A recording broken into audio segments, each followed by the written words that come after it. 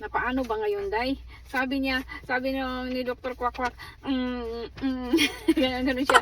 Kasi pinadala niya sa akin yung ano, di ba, yung BP na ginagamit ko, yung machine. Ngayon, tiningnan niya ako kung paano ko ginamit, ganito, ganyan, no? So, parang dinimo ko sa harapan niya, ay, tumasik yung lawa.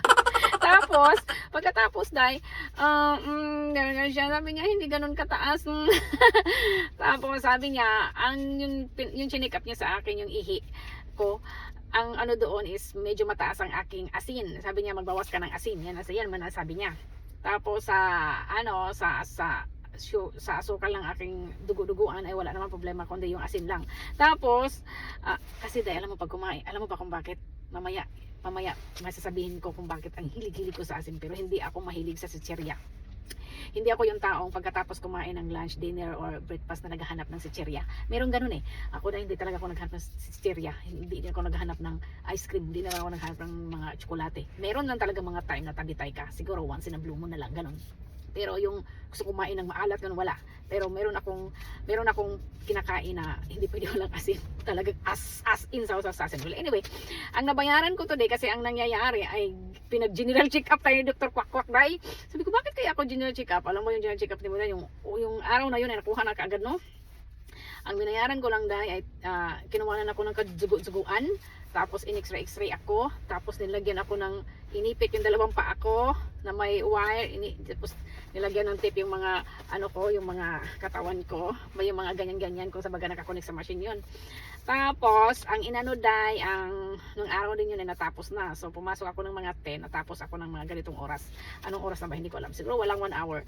Tapos ang binayaran ko doon kay Dr. Kwak-Kwak na general check-up na yun, lahat na yun ay 4,880.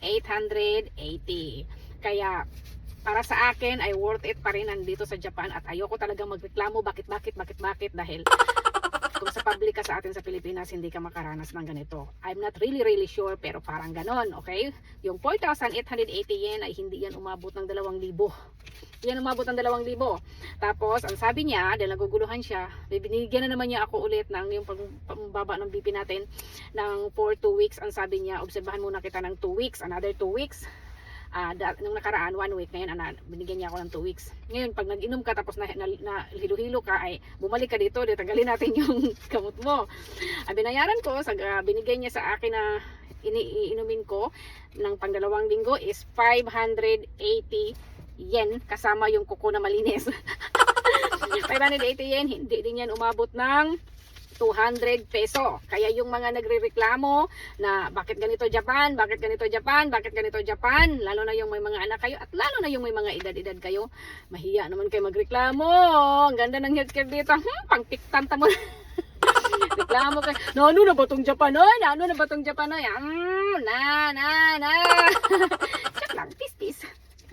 Wala lang, na-share ko lang siguro naman. Mga reklamo dyan. Huwag kayo magreklamo. Huwag kayo reklamo. Uwi na tayo, day. Nagugutom na ako, day. Konti-konti lang kasi. Maingay naman, day. Konti-konti lang kasi kinakain ko rin. Mahirap rin. Takot-takot tayo. Tapos taas yung dugo natin, day. Bye-bye.